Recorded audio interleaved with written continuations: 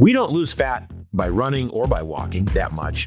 We lose fat when we teach our body to become metabolically flexible so that when we don't eat, we burn off our own stored body fat. Once you get your diet right, once you've achieved this metabolic flexibility, it doesn't take much to be lean and fit and strong and energetic.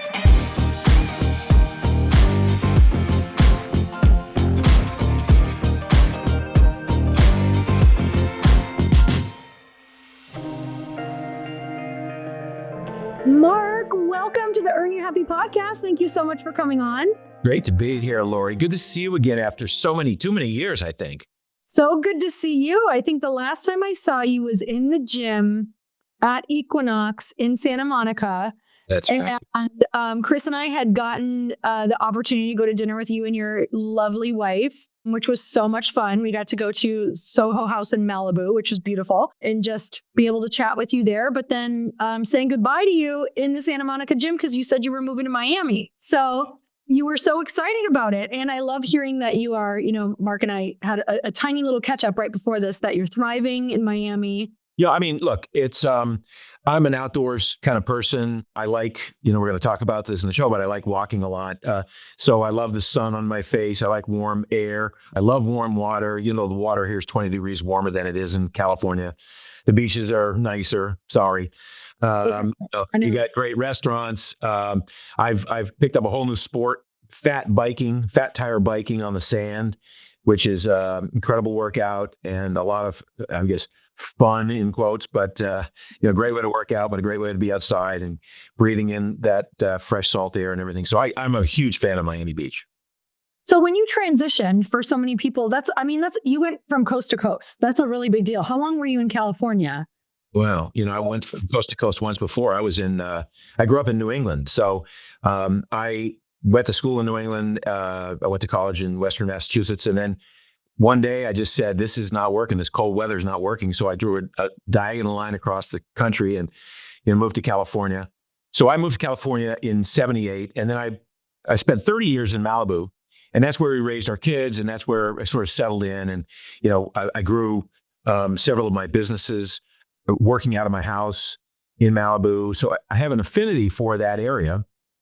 But when the kids, Malibu is a very kid-friendly community, but you have to get in your car to do everything. So, you drive to soccer practice, or you drive to Little League, or you drive them to school. And once that phase of your life is over, which it was for us, it's like, okay, what are we going to do? We want to be in a place where we can walk everywhere and have immediate access to the gym and to coffee shops and restaurants and things like that. So that was really what prompted the move away from California, that and the taxes. Exactly. Right. Oh, I feel that. Okay, so my question for you, you have been in the health and wellness industry for so long. When did that start for you? Tell me about your family life growing up. Was your family healthy, or how did that get introduced? Yeah. I grew up in Maine. I grew up in a fishing village in Maine. My father was a painter, a fine artist, and supported the family, painting pictures and making jewelry and other sort of arts and crafts. He was a track star in high school. And then, ironically, he was told he had a heart murmur. And in the 40s, that was sort of like, oh my God, I better stop training, I better stop working out hard. I have a heart murmur. They know now that it's usually nothing. And if it's even something, it's fixable. So he kind of backed off, but he had been a track and field athlete. My mother was very interested in health and was always reading books on diet and exercise and longevity. There was a famous author in the 50s and 60s named Adele Davis, who sort of was the pioneer in that space. And so I would read the books that my mother was reading, and really at an early age, kind of nerdy about health and fitness, starting from like 13 or 14 years old. So that's kind of what got me started. And then I lived about a mile and a half from school. So I just found it was easier to run to and from school than take the bus. So with the running that I was doing, just as a means of transportation, went out for the track team and found that I could win the mile and the 2 mile at almost every track meet. So that became my thing. And that was how I found my sort of sweet spot as an athlete. That rolled over into college, where I was captain of the track team and cross country. And then I ran road races For years after that, 5Ks, 10Ks, marathons in the early days of the running boom, when there were races every weekend all over the place. And then I got injured, and then the running was too much. I had a highly inflammatory diet, it turns out, even though I'd read every book there was on fueling for sport. We've learned a lot in the last several decades. And so I was, on the outside, I was kind of the picture of health. I was on the cover of Runner's World magazine 3 times. I was, everybody looked up to me as this fit guy that could perform well. But on the inside, I was really falling apart. I had irritable bowel syndrome. I had esophageal reflux GERD. I had bad skin. I had arthritis in my feet. It was horrible. And, it turns out a lot of that was diet, which kind of pointed me down this avenue that led to a lifetime of exploration of what are the things that we can do, what are the foods that we can eat that decrease inflammation and allow us to build muscle and help us burn off the stored body fat and things like that. And that's really kind of how I got to where I am today, through this, having started seeking health and then chasing performance for a while. And while chasing performance, finding out that my health was being compromised in the name of performance, and then finding that intersection of where they meet, where you can be strong and lean and fit and healthy and happy at the same time. And here we are today. That one took me a while to figure out too. I went through a similar journey of kind of falling apart before I put it back all together, doing my best to stay as fit as possible. So where in that journey did the entrepreneurial portion come from? I've always been entrepreneurial. And I was pre-med in college. I put myself through college. I've had businesses my whole life. So, I sold, I mowed lawns at the age of 12. I had a lawn mowing business, 12, 13, 14 years old. At 15, I started painting houses in the summer. I made a lot of money painting houses. I put myself through prep school and college painting houses. Did your family not have much money, or? No, it was, no, we were, we were poor, but we didn't know it, kind of thing. Love that. Yeah. So, I remember one year I made more money than my dad, which wasn't, we still lived reasonably well in a small house in a fishing village in Maine. But that year I made more money than my dad painting houses. So I was a pre-med candidate, and I was also running extremely well in the latter part of my college days. So I decided to take 3 years off and train for the Olympics, to try and qualify for the Olympic marathon trials, the U.S. marathon trials. In so doing, I sort of had to double down and become a contractor. So I was a painting contractor, supporting my lifestyle, which by then included traveling around the world doing races. And there was not much money to be made in that sport in those days. It was still an amateur sport. So once I quit training and racing as much and sort of hunkered down, I started a frozen yogurt shop in Palo Alto in 1982, back when frozen yogurt was just beginning to be a thing. Started a restaurant in 1983, started writing books in 81 or 82. I've never really worked for anybody else. So I've always kind of made my own way and figured out what it is that my secret sauce is, or what I'm good at that I think people would benefit from knowing, or from reading, or purchasing as a good. Yeah. So that led to a supplement company, which I started in 96, Primal Nutrition, which did very well for decades. And then I got sort of a wild idea to start making sauces and dressings and toppings and things that you put on food in 2014. And that quickly morphed into Primal Kitchen, which grew rapidly. And then I was able to sell and make a lot of money and be able to kind of maybe take a step back and think about easing off the accelerator for a while. And so I did that. And then as recently as 2020, I'm like, okay, I got to start something up again. And I'd really been interested in footwear. So I started a new shoe company called Peluva. And I started that with my son, my co-founder, and we're having a blast and we're doing very well. And it's taking off. It's a really unique kind of product. It's a 5-toed minimalist shoe that is probably the most comfortable shoe you'll ever wear. I guarantee that it will be. And also is good for your feet and encourages you to want to walk. So how's that for a segue into the topic of the day? It's so good. And we're going to chat about that because he has a new book about walking out, which I'm so excited about. Everyone who listens to this podcast knows I'm walking obsessed for so many different reasons. But what do you think makes you different than, other people who are maybe fearful of starting businesses? What in your brain, what's a belief set you have that you're not afraid to have done all these things and just kind of pave your own way? I'll tell you what it is. It's what's the worst that could happen? Mm. And if you do that analysis, what's the worst that could happen? Well, I could lose some money, or it could fail, or I could be on the streets. I mean, if you start to go down the rabbit hole, what's the worst that can happen? It really doesn't get, too much worse than that. And you can always start from zero. I mean, I've made a lot of money and lost a lot of money in my lifetime. So having done that and knowing that I have the skill to be able to summon the energy and resurrect and go at it again with new learnings, with new appreciation for what it takes to be successful. But we talked a little bit about this. It's not for everybody.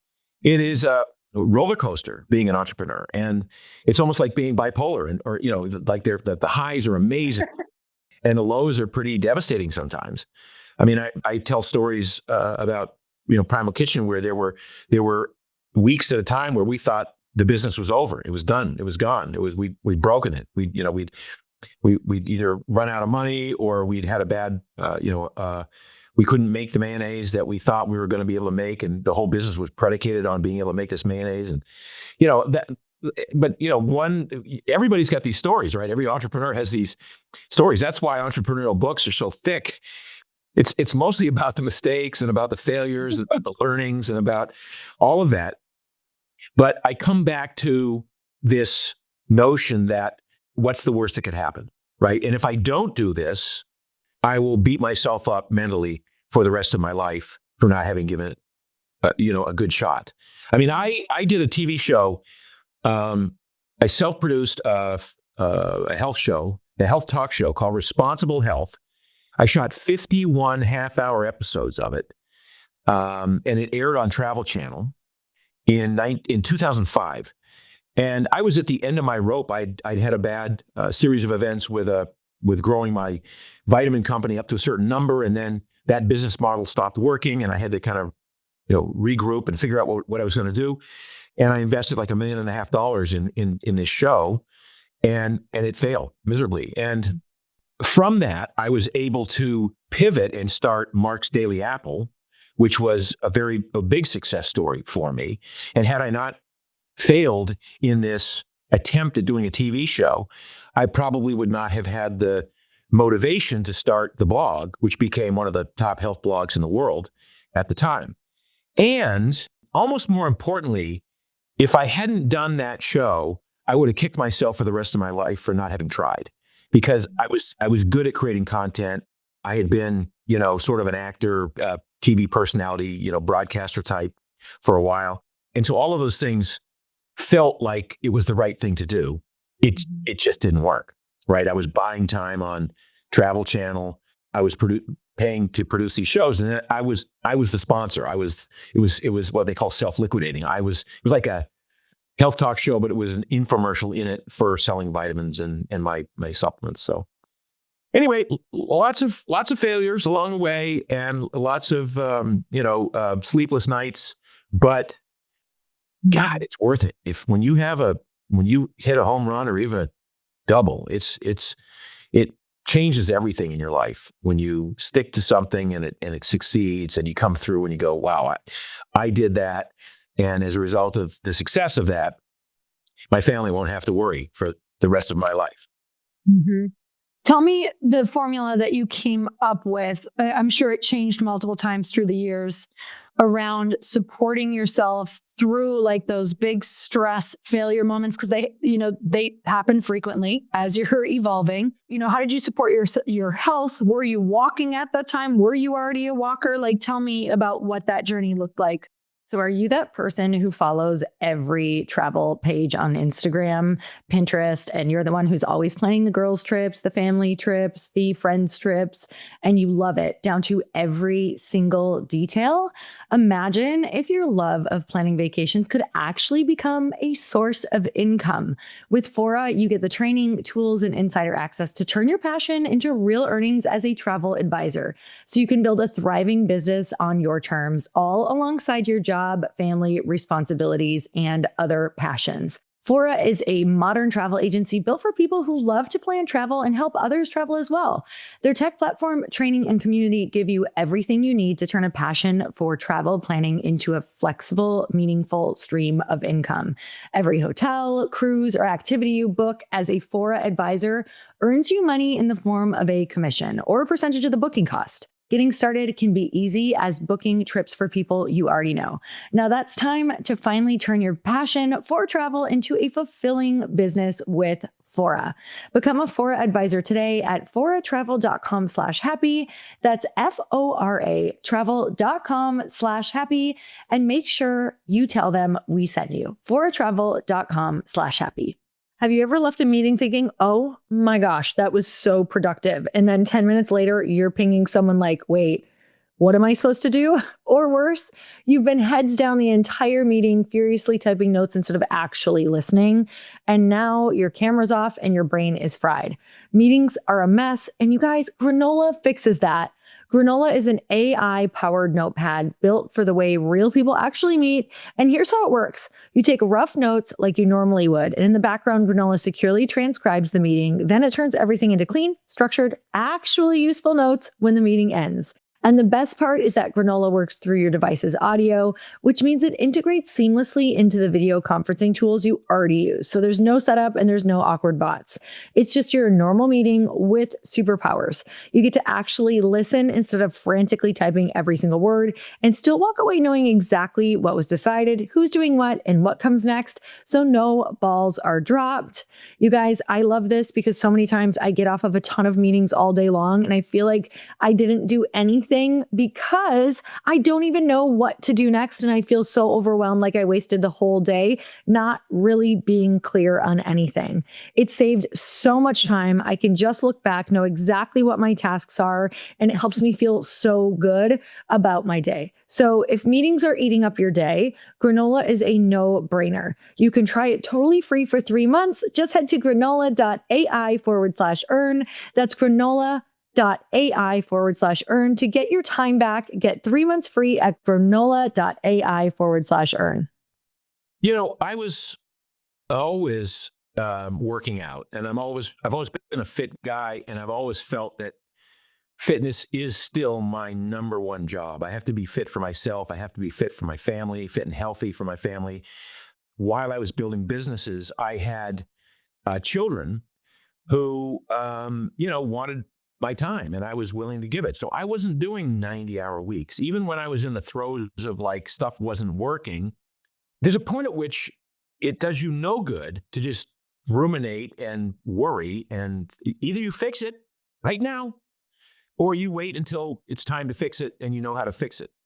Or maybe you can't fix it. But in the meantime, I see so many entrepreneurs who forego the evening dinners with their families because they're, grinding it out.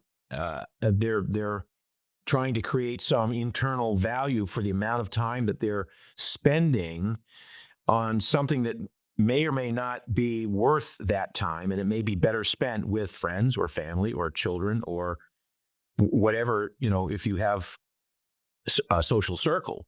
So my mental health was always kind of based around spending time with my kids appropriately, weekends and evenings and after school and going to soccer games and coaching Little League and stuff like that. And then with regard to my own health, I learned a long time ago that I don't have to train 4 hours a day to be supremely fit.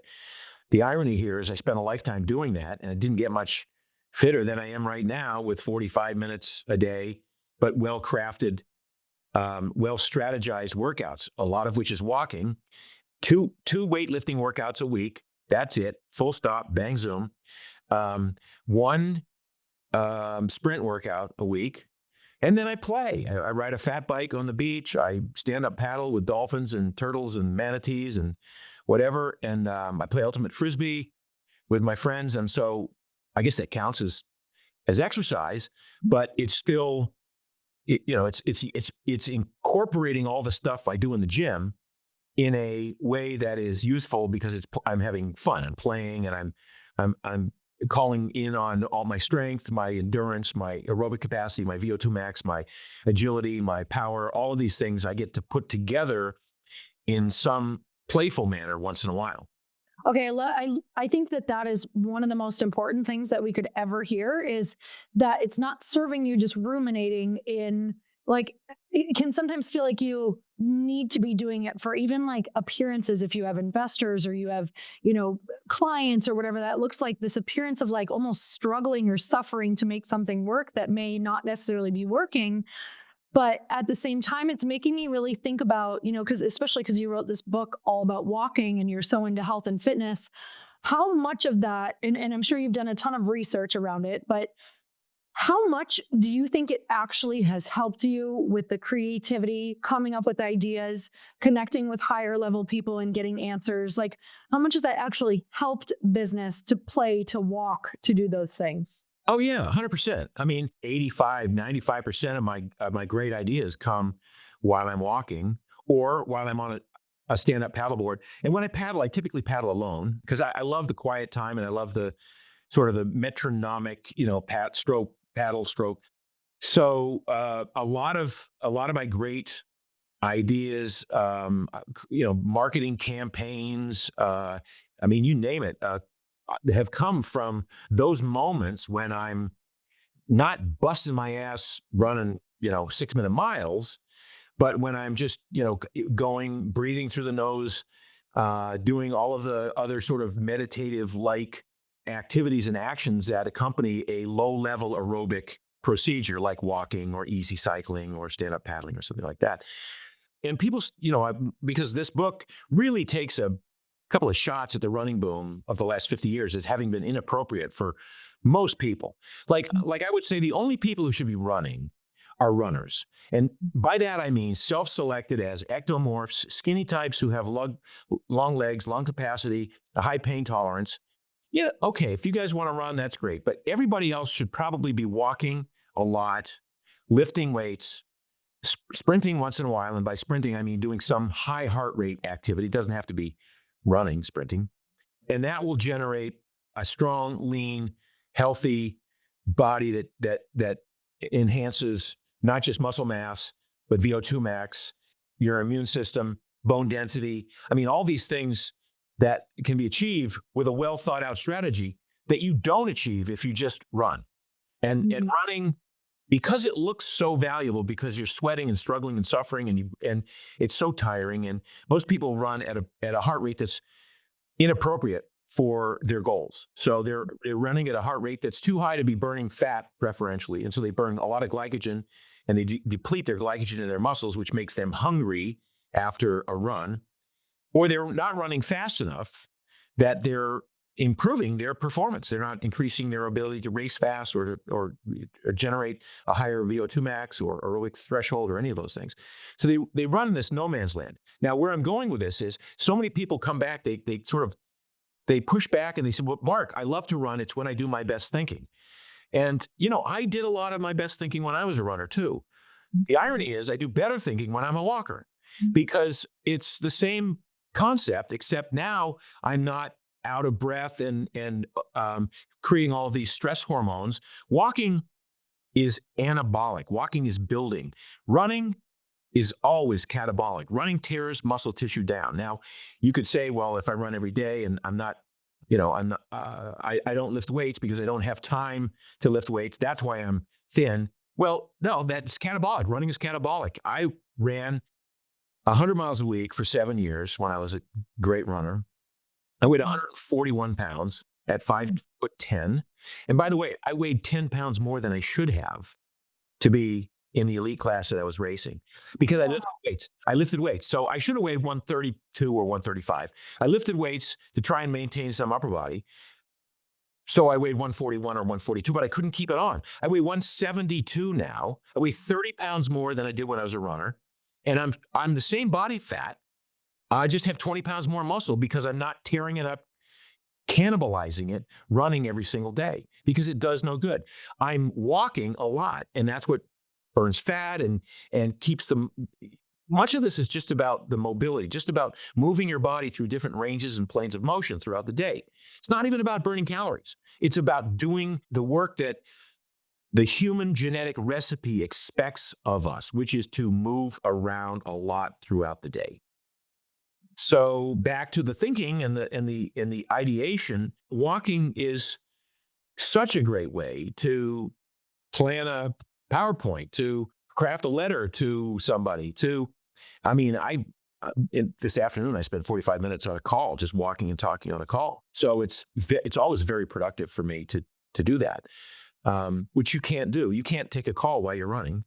And the irony here, again, is that people who are running, who are not really runners, but who are people in doing it because they heard it was the best thing they could do, or they assumed that running was the single best thing you could do to get, quote, in shape. They're doing themselves a disservice. And that's really the essence of this book is how do we build a stronger, more robust, more resilient body with much less pain and suffering and sacrifice.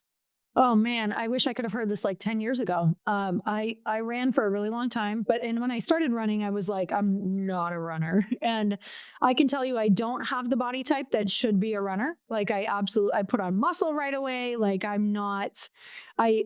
feel like one of those people who is not built to run, but I just assumed, okay, well, if I want to be lean, I should also run. So I would try to lift and run. And I will tell you, I was constantly injured. Like there probably wasn't a week that went by where I didn't tell you that I felt like something was pulled or torn, or my knee had like a little thing in it, or I had a little hitch in my run. And I just kept running. I'll tell you, I'm paying for it now, but I quit running about 4 years ago. And, I was a walker at that point too, but now I'm just like full walker and just lifting like 2 to 3 times a week, kind of like you. Walking and lifting, baby. That's changing. And the thing is, I'm leaner now than I was then consistently because running, I did not even realize it. I was starving all the time. I just couldn't stop eating. That's the thing. Running, if you haven't trained for it to burn fat preferentially, then running at a reasonably high heart rate, and by reasonably high, it's like zone 3, you burn this glycogen off in your muscles. And it's a survival mechanism that the brain has at the end of a run, because our ancestors didn't run every day. That was antithetical to health. That would be stupid to run every day. They were wasting, burning up, they were cannibalizing muscle tissue and burning off all this energy. In fact, the original book called Born to Run was based on this idea that humans are, we're persistence hunters, and we had this structure, these long legs, these lungs, this cooling system, this nuchal ligament in our neck that allowed us to outrun, outwit, outplay, outlast these animals on the plains and for 2 hours until they overheated and run up and jab a spear in them. But even those ancestors didn't run 7-minute miles for 2 hours and win the race to the end of the plains chasing a gazelle.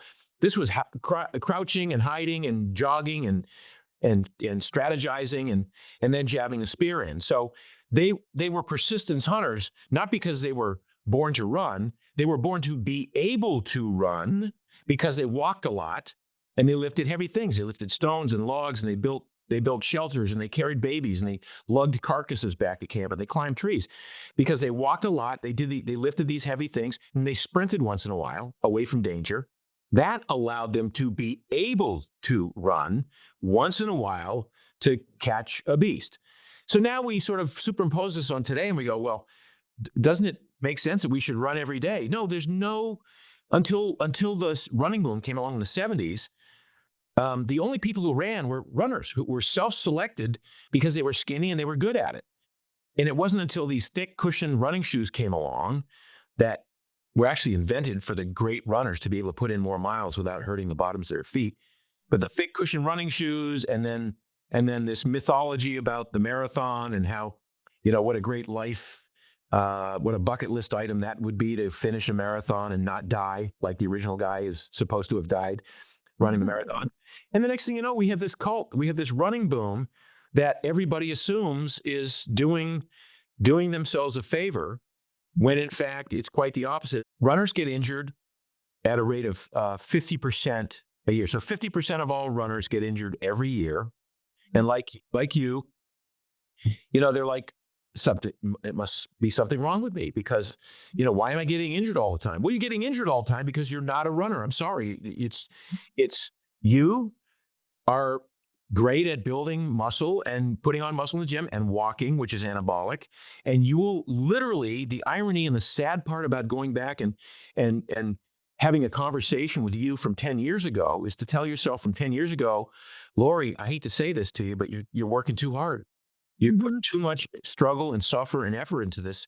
And life could be so much easier if you just walked a lot and used that walking as an opportunity to meet with friends, to walk with a girlfriend or a boyfriend or whatever it is, to take phone calls, to strategize over a meeting you've got coming up, or to write a paper or whatever it is.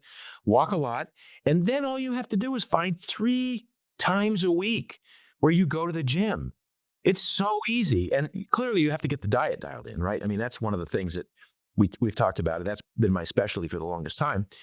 We don't lose fat by running or by walking that much. We lose fat when we teach our body to become metabolically flexible so that when we don't eat, we burn off our own stored body fat. When we do, so the metabolic flexibility has been that's really been my main cause of the last decade and a half. How do we achieve this metabolic flexibility where our bodies are so adept at burning our own stored body fat that as we're sitting around all day, we're burning stored body fat. As we're sleeping at night, we're burning body fat. As we wake up in the morning, we don't need breakfast because we're burning our stored body fat. And we only get hungry when we're hungry, and we only eat what we need to eat to replenish protein and and some of the fats and some of the carbohydrates. But we don't need to be eating 3,500 calories a day and then going to the gym and trying to burn off 1,000 of those, to make some equation balance out. Our bodies, 80% of our body composition happens as a result of how we choose to eat.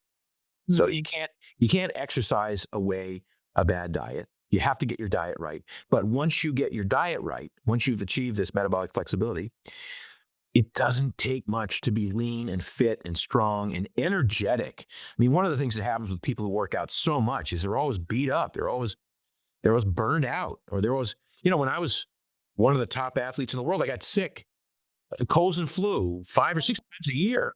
All the time. Same. Mm-hmm.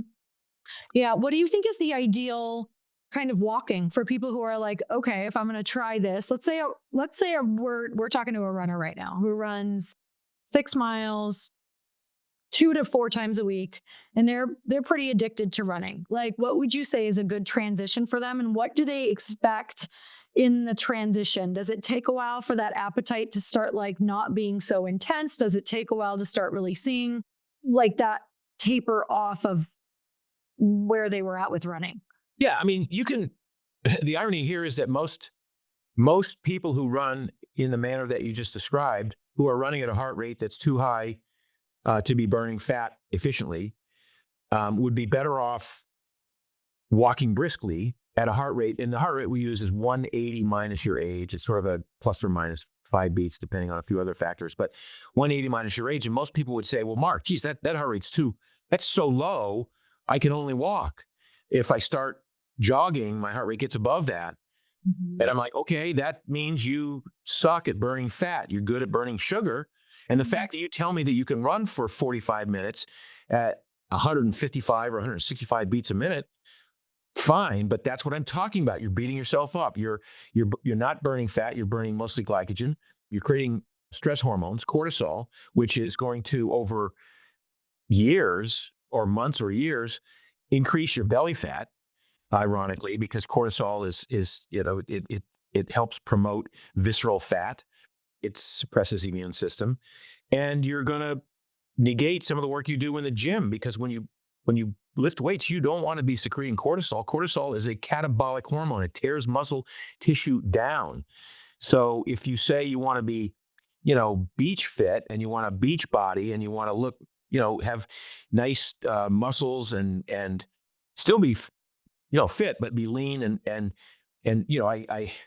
I hesitate when I say muscular for women, but God, women with muscles, they're not, unless they're doing steroids, they're not huge. They look fabulous. Are you kidding me? It's one of the sexiest looks that a woman can have. And women can't put on, huge amounts of muscle. So if you walk a lot, that's anabolic. And now say you're that runner and you say, well, but Mark, I still want to run once in a while. I'm like, okay, let's retrain your body to be better at running. Like if I told you that by doing this strategy and walking briskly and paying attention to your fat max zone and lifting weights and doing some sprints once a week, that if you only ran once a week for 6 miles, but that 6 miles you ran faster than any time you ever ran it before because you trained for it, does that mean you can't call yourself a runner because you only run once a week, even though you're better than you were before? So I think we're missing sort of the end goal here, which is to be fit and healthy and happy and not beat up and not miserable and not feel like guilty when we are so injured that we have to stop running for 2 months. I mean, that's the other, we talk a lot in the book about, the obligate runner who feels that the day isn't really a day. It's not worth executing the rest of the day if you haven't had your run for that day. I mean, why is that even a thing? But it is, right? It's people are set in these routines and these ways and these assumptions about what's good for them and what isn't. I've started so many different businesses, and I have to tell you that every single time I've started one, I have been terrified. It didn't get easier because each business was so different. You're always wondering, is anyone going to buy this? Are these events going to fill? Is anybody even going to like this product? And now I know that it was absolutely the right thing to believe in myself and launch my businesses, launch my podcast, despite all of the fears and hesitations that I had. It also helps when you have a partner like Shopify on your side, like I did. Shopify is the commerce platform behind millions of businesses around the world and 10% of all e-commerce in the US, from household names like Glossy to brands just getting started. Get started with your own design studio with hundreds of ready-to-use templates. Shopify helps you build a beautiful online store and matches your brand style. Accelerate your efficiency, whether you're uploading new products or trying to improve existing ones. Shopify is packed with helpful AI tools that write product descriptions, page headlines, and even enhance your product photography.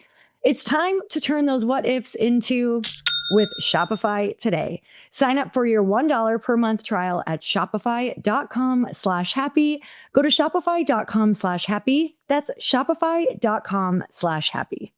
I've been in situations where I have needed a new employee and new help in my business immediately. And the last thing that you want to do is waste time on people who don't actually understand what you do. I want somebody who can come in and understand the workflow. They can contribute right away. They can help us move forward. They can help us scale. And that's why I'd use Indeed sponsored jobs. When you need the right person, not just another CV, this is a job for sponsored jobs. When workplace chaos hits and you need the right hire, this is a job for sponsored jobs. Indeed sponsored jobs gets you quality candidates when you need them most. Stop struggling to get your job post even seen on other sites. Match with quality candidates with Indeed's sponsored jobs. Get matched with and hire quality candidates who can drive the results that you need right now. Spend less time searching and more time actually interviewing candidates who check all your boxes. Less stress, less time, more results. When you need the right person to cut through the chaos, this is a job for Indeed sponsored jobs. And listeners of this show will get a $75 sponsored job credit to help get your job the premium status it deserves at Indeed.com/podcast. Just go to Indeed.com/podcast right now and support our show by saying you heard about Indeed on this podcast. Indeed.com/podcast. Terms and conditions apply. Hiring, do it the right way with Indeed. I have a brother-in-law who's actually, he's definitely a runner. He's one of the people you're talking about, but he has run every single day, I think, for the past 6 or 7 years. And he's dealing with some injuries right now that I'm like, how does someone like that who's so committed, right? It's now a part of who he is, like running every single day. He's a streaker. It's what we talk about in the book. He's a streaker. Okay. Not the old kind, but the people who have to maintain their streak. Yep. Yes. So tell me about that, because now he's in a place where he's pretty injured, but he's still a streaker. How is it, mentally, is there a way to transition, do you think, for those people? Like, what could be a healthier way to start transitioning into something different? Well, first of all, a healthier way is just to start walking and lifting and cutting back on the running. But for streakers, it really is a psychological thing. Like I'm so invested in this now, I can't back down. Yep. Right? The day I stop running ends the identity that I built for myself for the last 6 years. So that becomes more psychological than physical. And there's a guy, I can see him every afternoon.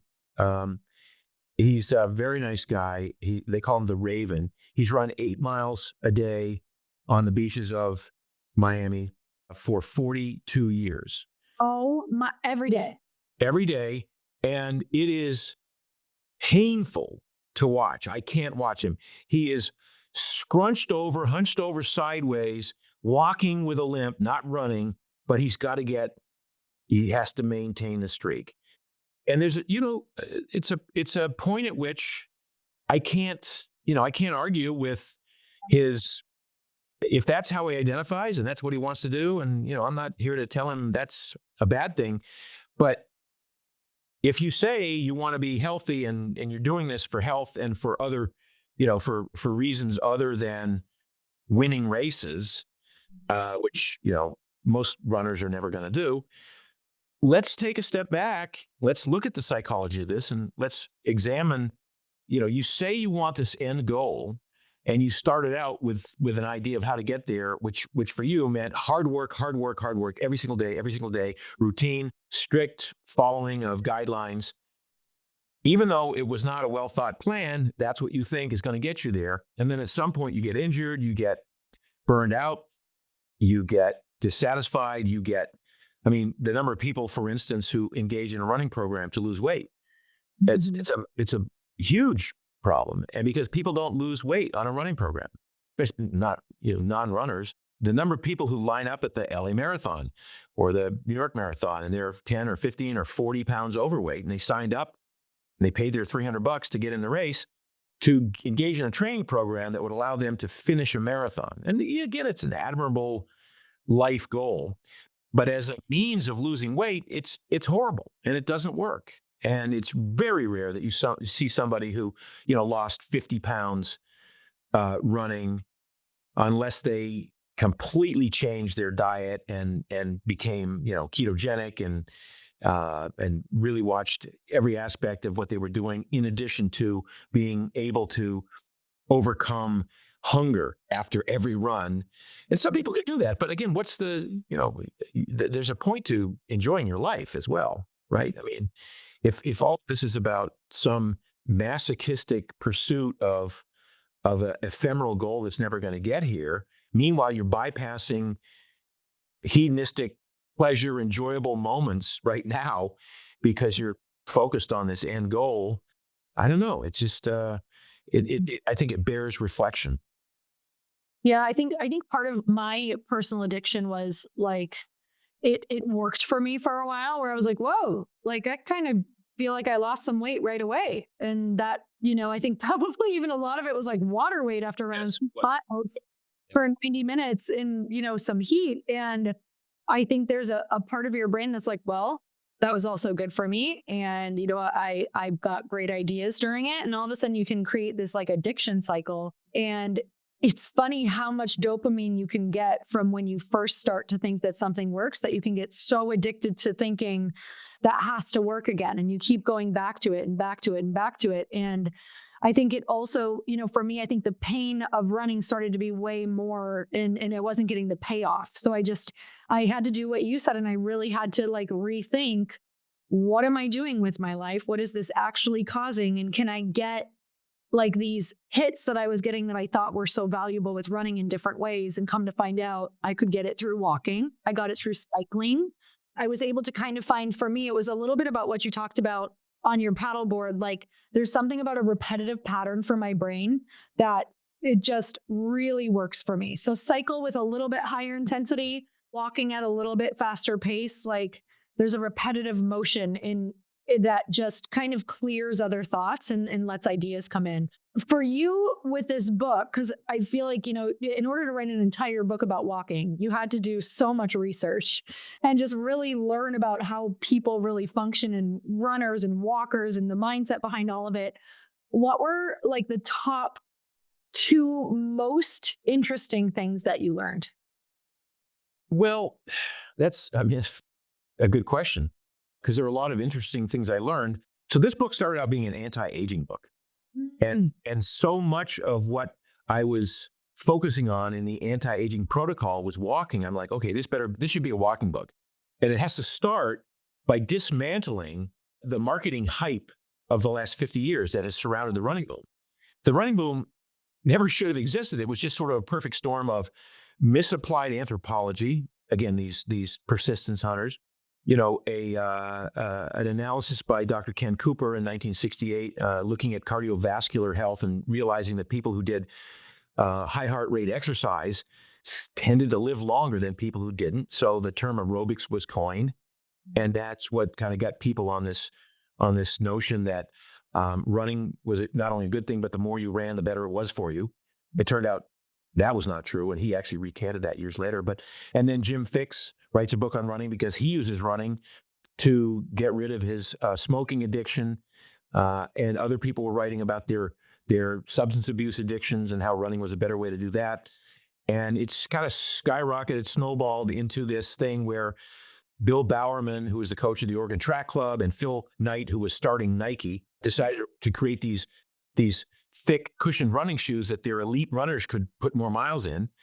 And it worked well for them. But then other people started running in them. And next thing you know, these shoes are encouraging runners to run with bad form.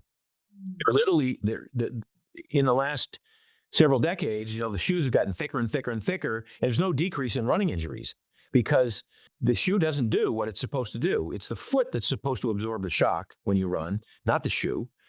And if the foot doesn't absorb that impact appropriately, all those forces go up to the joint. They go up the kinetic chain past the ankle to the knee to the hip, and people get injured, and they get either overuse injuries or they get side to side dysfunctions that manifest themselves in tendinoses or tendinitises or pulled muscles or shin splints or plantar fasciitis, Achilles tendonitis. I mean, everybody's got a story about a running injury, and an injury is your body's way of telling you you're doing this wrong. Do you think our ancestors got injured? You think somebody on the plains of Africa chasing down a gazelle or persistence hunting a gazelle would go, "Oh shoot, I pulled a hamstring. You gotta hold up. Gotta send in a replacement here." No, it's just we evolved with this ability to sense the ground underneath us with bare feet, typically, and then to accommodate the change in texture and tilt and temperature of the terrain that we're working on. So the brain knew exactly how much to scrunch the arch, how much to bend the toes, how much to roll the ankle out a little bit maybe, or bend the knee deeply to absorb a little bit more of that impact, or tilt the hip, rotate the hip a little bit, whatever it was. All of that's wired into our brains, but we bypass it because we wear these thick cushioned shoes. And then we feel like, oh my God, I'm walking on a cloud. I'm walking on a pillow. It must be good for me. And it's not. Let me tell you, I was that person who started running with the thinner shoes. And I was like, oh, this is great. And then we got thicker and thicker and thicker because I was like, it's got to be better for my knees because my knees are getting worse and worse and worse. And it just got to the point where I couldn't anymore. Like my body I was like, I will not be able to walk when I'm 50 if I keep this up. That's how I started to feel, like my knees. Yeah.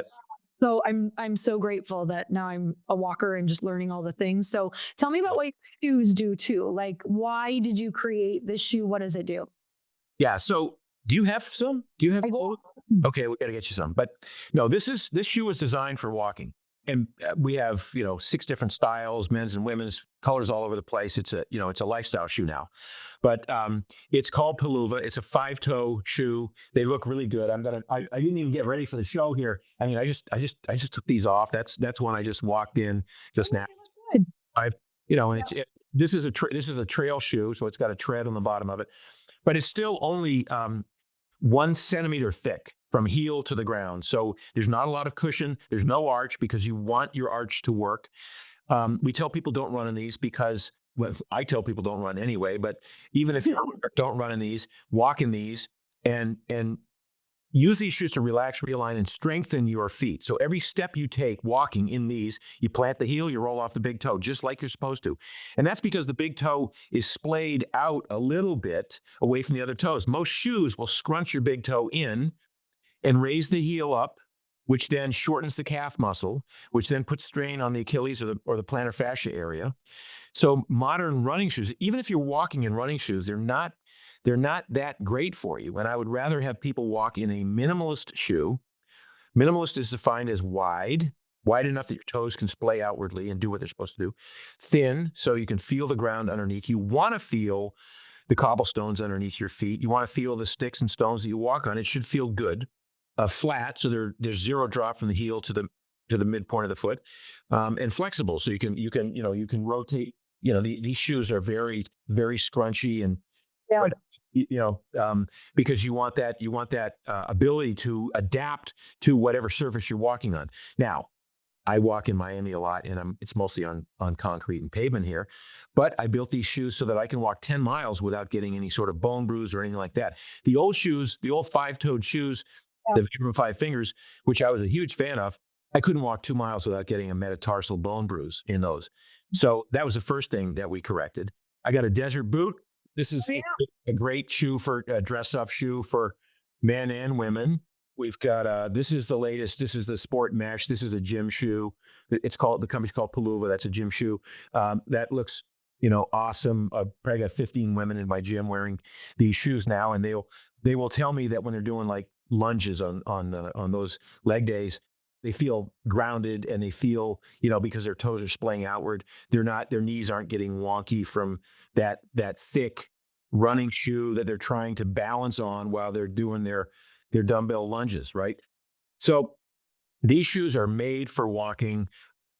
Everything else, I mean, people lift in them, people play pickleball in them, and people are using them for everything now because they love them. But it really gives you a sense of like how much we've lost our connection with the earth. Our feet are our connection with the world, with the earth. And to put on thick, cushioned, heavy, stiff shoes and then think that everything's fine when the body says we must be walking on stilts. We can't feel anything underneath the foot. So we really want to change the way the world looks at movement and particularly walking with this shoe company. I love that. Well, I'm such a massive advocate of walking. I was telling you before this that Chris and I feel like we have resolved literally every single problem that we have had on a walk. And if there's ever sometimes they just get really long, right? Honestly, sometimes they're very long. I know, but I mean that's the magic of it, right? It really we is. haven't finished this conversation. Let's keep walking. And you go, oh my God, we've been walking for 2.5 hours. But we resolved it. Am I right? And I even say with girlfriends, like there's nothing that you can't solve on a long girlfriend's walk. Like you'll fix it. You'll find it somewhere. Like it may not be one walk, but put a few together and you're going to get your answer. It's what we're supposed to do. It's like, there's stories about, all of the great leaders and presidents who would take people on a walk to solve different problems, world issues. I'm like, there's a reason for it. It changes everything. And I can tell you, Chris and I would not be married 20 years now without walking, for sure. Hands down. There's no way, because we solved everything on a walk. So I love that you wrote this. I'm very excited about it. I hope that this gets out there because I think families would be happier, relationships, human beings. I just think that it's the answer to most of the problems that we all have. So I'm really grateful that you did it. And now we have the shoes to walk in it too. Yes. So I will make sure to link those up because you guys, for all of you listening who couldn't see the video as well, they're good looking shoes. Like some of them are an absolute no for me. These actually look good. So I'll link that up. I'll link the book up, and I'm so grateful for you. No, thank you. And will you do me a favor? Will you try them out for a while on your walk? I'll try them out. And for sure. Do an analysis, good or bad, of that? I will do an analysis for you. I will let you know because they're going to get They're going to get about 6 miles a day walking. So I'll tell you. Perfect. Perfect. We'll get you set up then. Okay, amazing. Well, I appreciate you. And you guys, thank you so much for tuning in, and go check out those links below. And until next time, earn your happy. Bye, everyone.